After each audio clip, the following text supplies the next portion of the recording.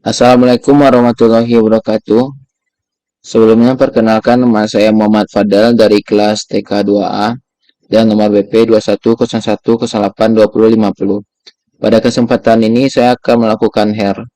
Di sini saya akan melakukan lab 3 dan 4. Sebelumnya uh, pada lab ketiga ini kita akan memanage sebuah keamanan security. Baiklah, sebelumnya kita akan membahas tentang Selenium. Jadi Selenium itu merupakan sebuah security tambahan antara user dengan proses. Selenium tersebut mempunyai tiga mode, yaitu ada mode enforcing, ada permissive, dan disable. Kalau untuk disable itu mematikan Selenium tersebut. Sedangkan untuk enforcing dan permissive itu memiliki sebuah perbedaan, yaitu sebuah apabila ada proses atau aplikasi ataupun program yang tidak memenuhi target polisi yang telah ditentukan, maka proses itu akan diblok ataupun tidak diblok. Kalau diblok itu enforcing, sedangkan permissive itu tidak diblok. Oke, lanjut saja ke prakteknya. Untuk memulai lab ketiga ini kita pakai perintah ini.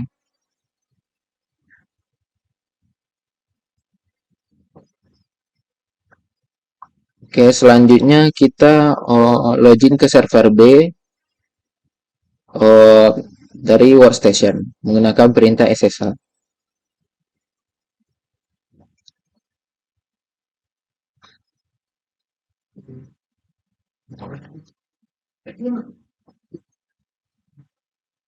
Oke, selanjutnya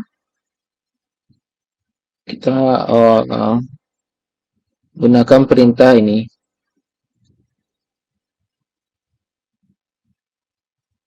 Kemudian kita enter.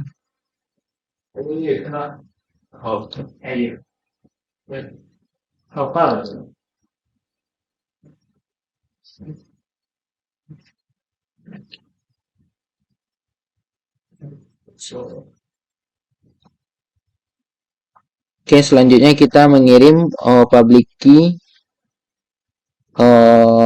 dari student ke server A menggunakan perintah ini.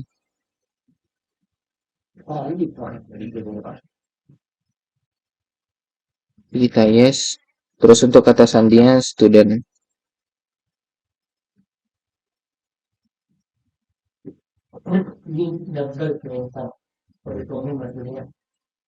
Selanjutnya kita masuk ke server A menggunakan perintah SSH.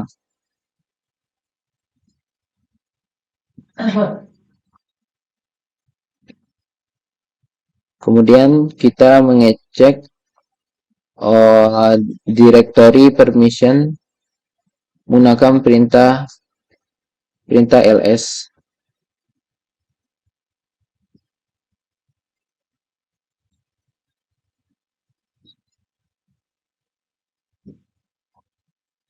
Selanjutnya kita mengubah Selenium parameter dari enforcing ke permissive melalui perintah vim.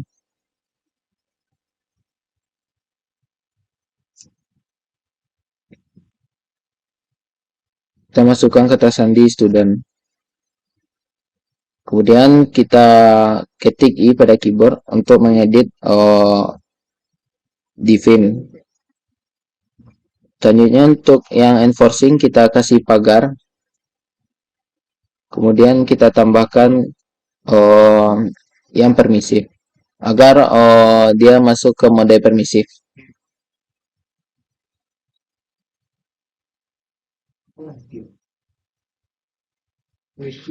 Kemudian kita escape dan titik dua wiki agar menyimpan editan tersebut.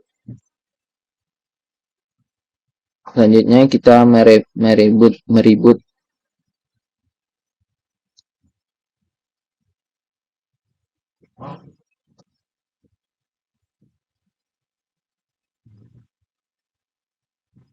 Kemudian kita memverifikasi directory localhost dengan perintah ls.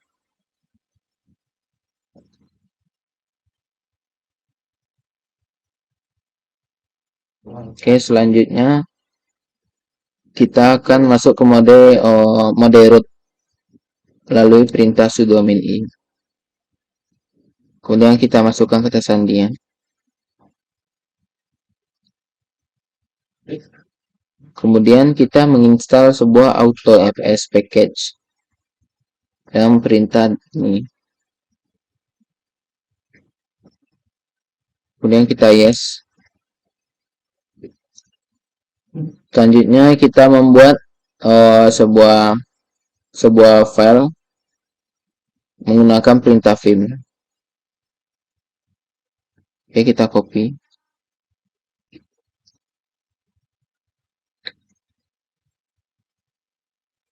Kemudian di dalam file tersebut kita masukkan script ini.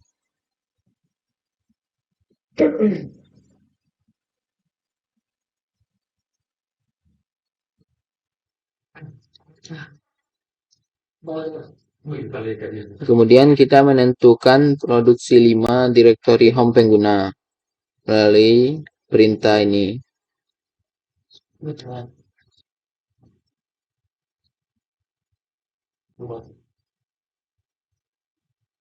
Selanjutnya kita membuat sebuah file menggunakan vim lagi.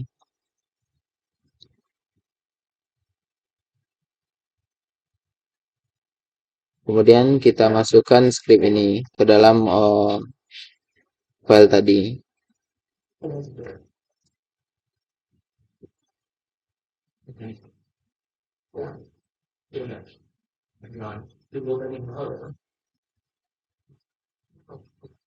Selanjutnya kita merestart service AutoFS.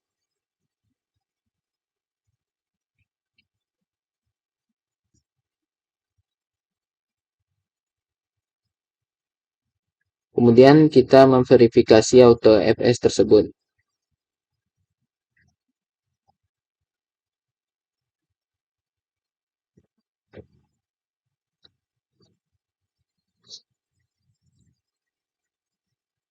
Oke, selanjutnya dari workstation kita masuk ke server A.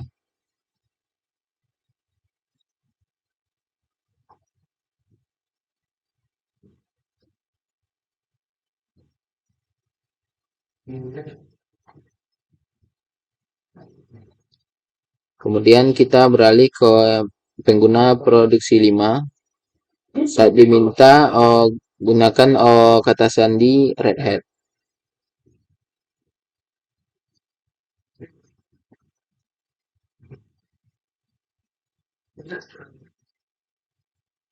Kemudian hasilkan pasangan kunci SSH.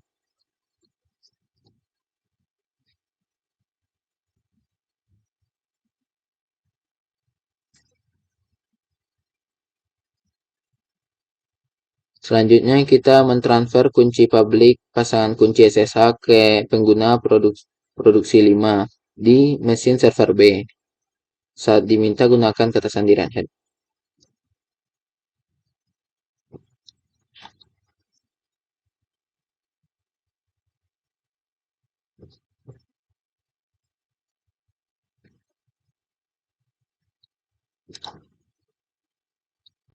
Selanjutnya gunakan autentikasi berbasis kunci publik SSH.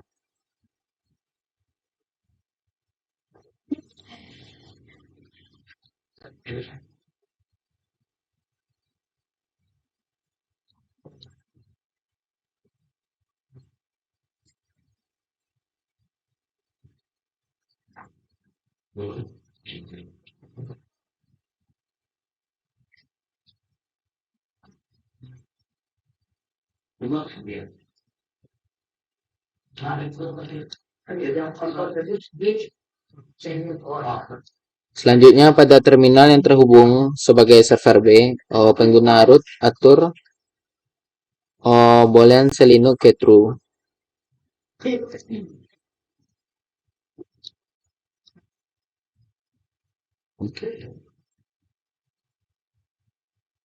Kita menggunakan perintah ini.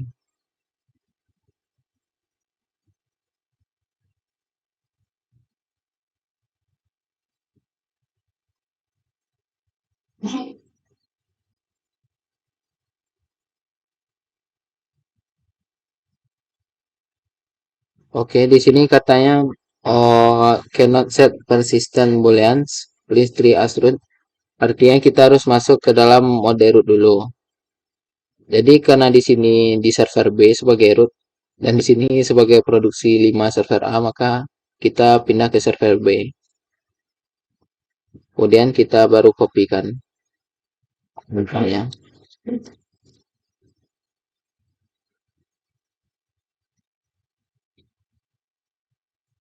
Selanjutnya ke produksi 5 server A lagi.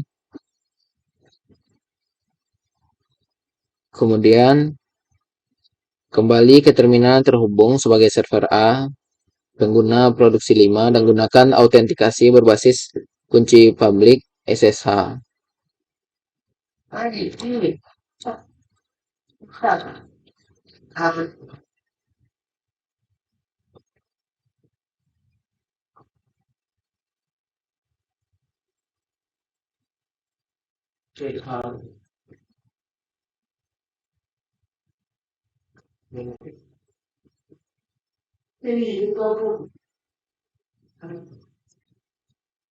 Oke, selanjutnya kita menambahkan alamat IPv4 ke server A di zona blok.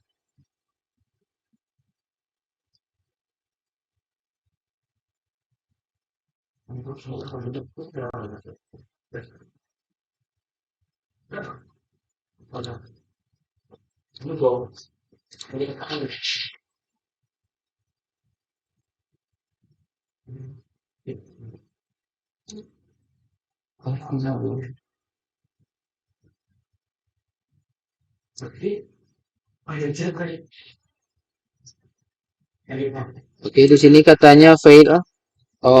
Jadi kita harus masuk dulu ke mode root.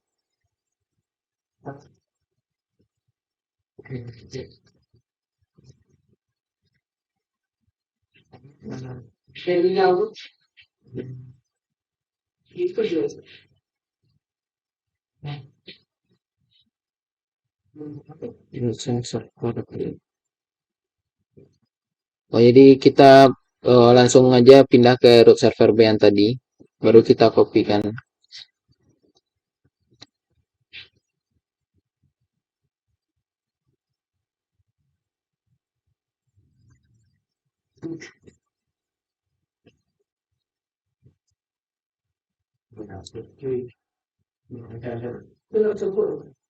Oke, selanjutnya untuk main save settingan tadi, kita perlu mereloadnya dan perintah ini.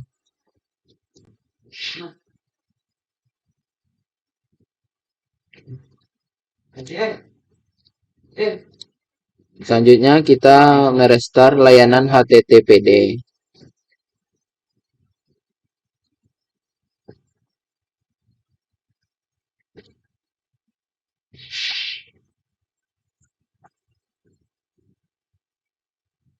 Katanya di sini memang fail karena proses kontrol keluar dengan kesalahan kode. Selanjutnya kita selidiki kenapa layanan HTTPD tadi gagal. Selanjutnya kita perhatikan kesalahan izin yang menunjukkan bahwa HTTPD daemon gagal mengikat ke port 330.080 saat startup. Kita lakukan hal tersebut dengan perintah ini.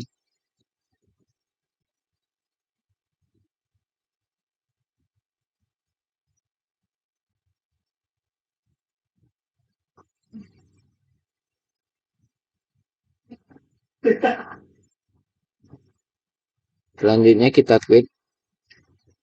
Selanjutnya kita tentukan apakah kebijakan Linux mencegah layanan HTTPD mengikat ke port 30080. Kita lakukan hal tersebut melalui perintah ini.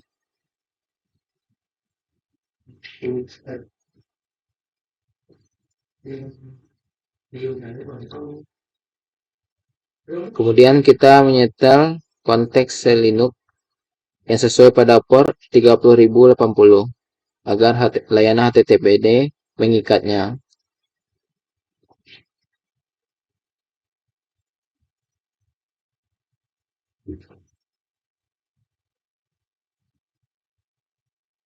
Kemudian kita merestore layanan HTTPD tersebut.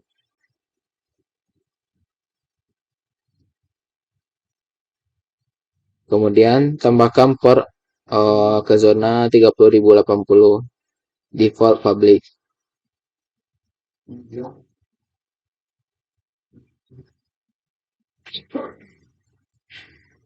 Kemudian kita restart.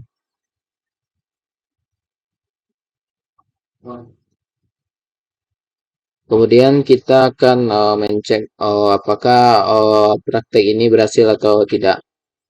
Untuk menceknya kita harus dari workstation. Sebelum itu kita exit dulu agar ke workstation.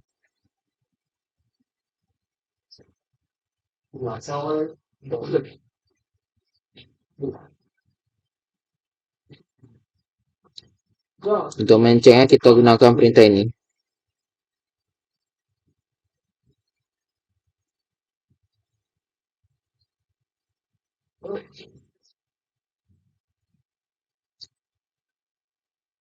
Baiklah, prakteknya berhasil. Selanjutnya kita akhiri lab ini dengan menggunakan perintah finish. Baiklah, dengan ini kita lanjut ke lab keempat.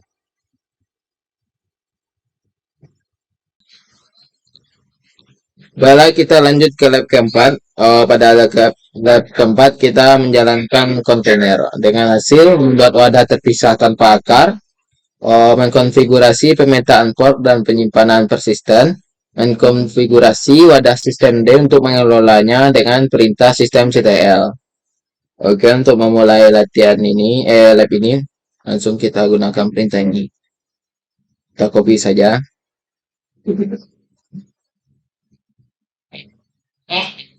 Oke, selanjutnya kita masuk sebagai server B dari workstation. Kita gunakan perintah SSH.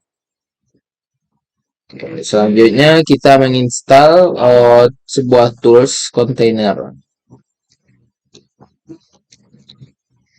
Kita harus masuk ke mode sudo, kemudian kita ketikkan passwordnya itu student. Dan selanjutnya kita buat pengguna port MGR dan tetapkan kata sandinya yaitu Red Hat. Oke. Jadi kita membuat sebuah user baru yaitu port MGR. Kemudian kita ketik passwordnya yaitu Red Hat. Oke, kita ketik ulang. Sini katanya bad password, tapi nggak apa-apa. Kita mengikuti langkah-langkah ini saja. Ya, di sini kita disuruh keluar dari server B. Sip. Kemudian kita masuk ke user tadi yang port MGR tadi. Dan sebagai mesin server B.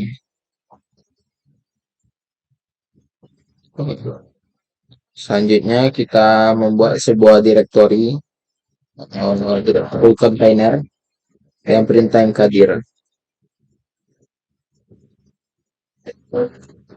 Kemudian kita mengcopy sebuah file ke wadah di direktori home.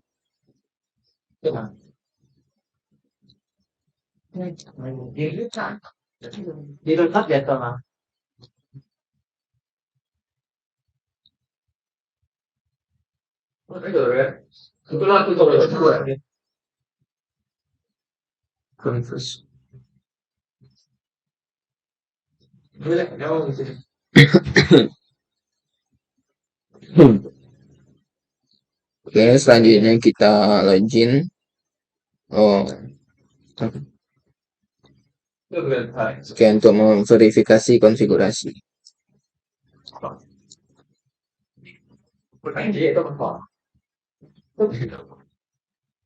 Kemudian kita masukkan nama penggunanya dan kata sandinya. Itu Red Hat 321. Selanjutnya kita copy sebuah konten directory container ke directory pod mgr.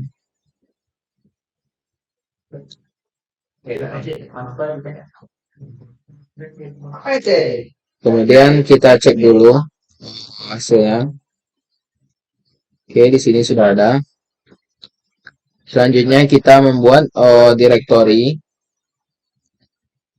di home directory pod mgr. Kemudian kita menyetel izin yang sesuai pada directory agar wadah dapat dipasang sebagai penyimpanan persisten. Oke, kita bikin dulu.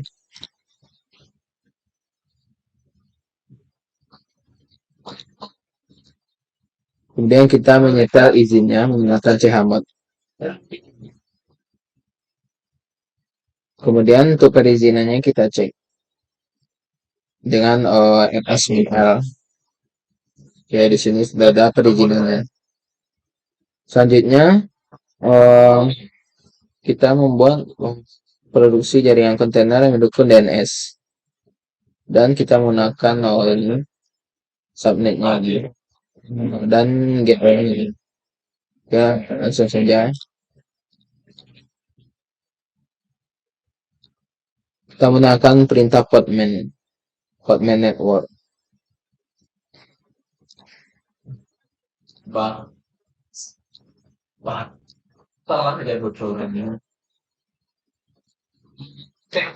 Selanjutnya kita memverifikasi bahwa fitur DNS sudah diaktifkan di jaringan produksi. Kita verifikasi.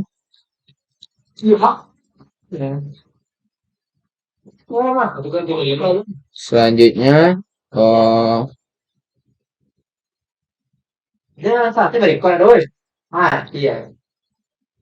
kita menelusuri nomor tag versi terlama dari ini. Ya, kita cek dulu, kita telusuri.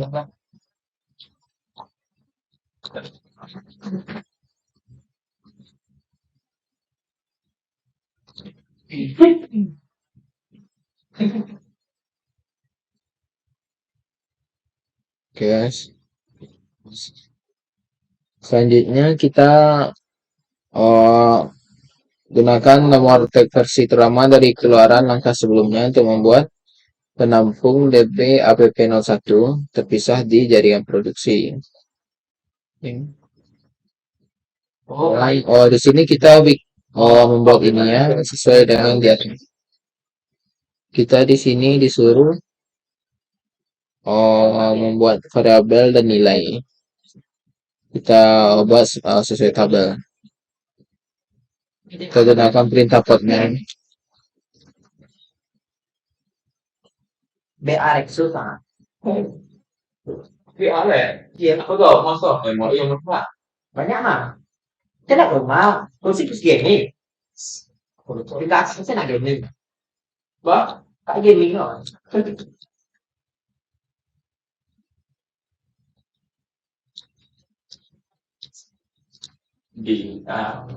Iya. Terus kan? Oh, jadi bisa HP segi lah.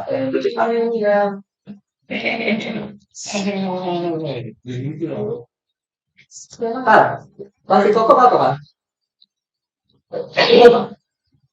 Hah? Kamu diantar bisa. Cuma jangan lakukan yang gede lah. Pulang screen. Iya, mama minta itu. Sudah bisa. Masih bagus kan? Ini sesuai yang ketemu mah. Gue terus. Ya, atau apa di saya? Pasti ada soal ke PMP, tapi Nah, bisa dibikin. Bang. Oke, lanjut. Kita akan membuat sebuah directory untuk file unit container. Kita gunakan perintah mkd.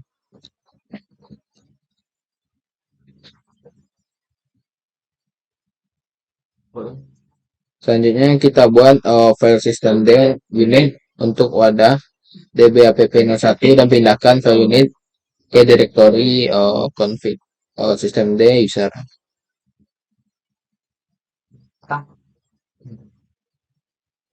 Update gitu.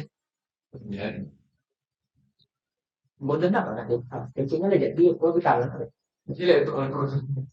Oke, kemudian kita pindahkan menggunakan perintah ini.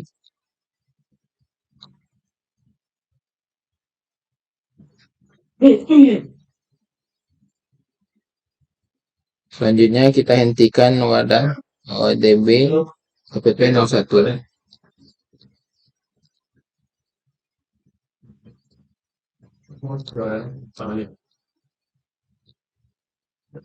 Kita cek dulu. Oke. Selanjutnya kita merestart layanan systemd untuk menggunakan unit layanan baru. Kita restart dulu.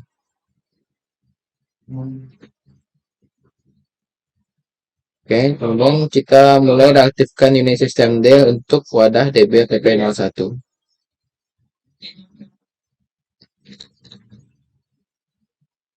Menjadi orang tahu. Bisa yang kayak ini gua. Waktu itu semua tahu-tahu tuh aja.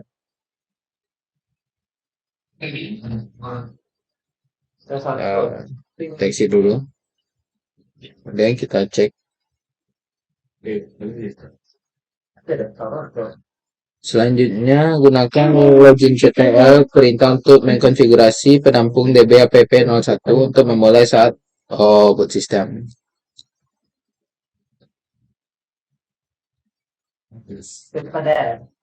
Kemudian kita salin script ke tmp, directory tmp di wadah dbapp01.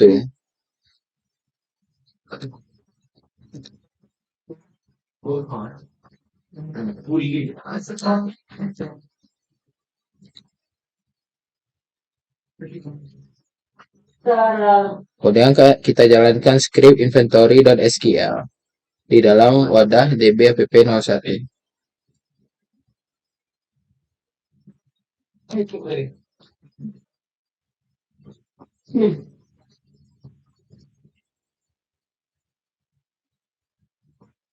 Kemudian buat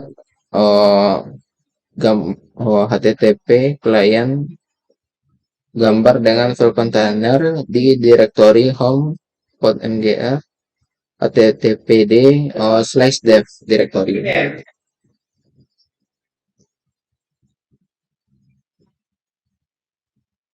Kita menggunakan perintah podman build. Kemudian kita buat HTTP wadah HTTP terpisah di produksi jaringan. Petakan port 8080 atau 8080 dari mesin lokal ke port 8080 dalam wadah.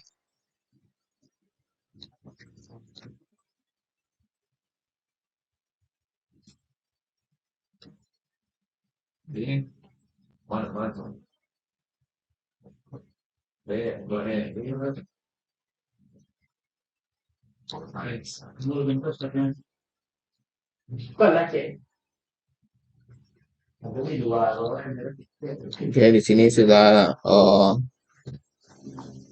terbuat wadah terpisah.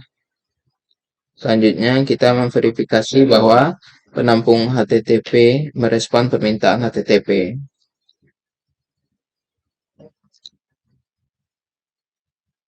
Oke, di sini katanya sudah terverifikasi ya. Selanjutnya kita cek apakah prakteknya berhasil atau tidak. Kita exit dulu sampai workstation, baru kita cek. Oh,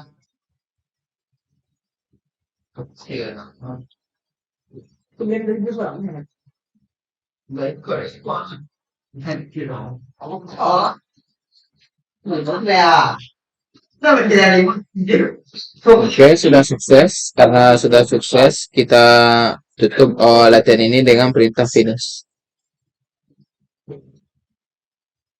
Oke, dengan berakhirnya praktek saya pada lab 4 ini, berakhirlah video saya. Assalamualaikum warahmatullahi wabarakatuh.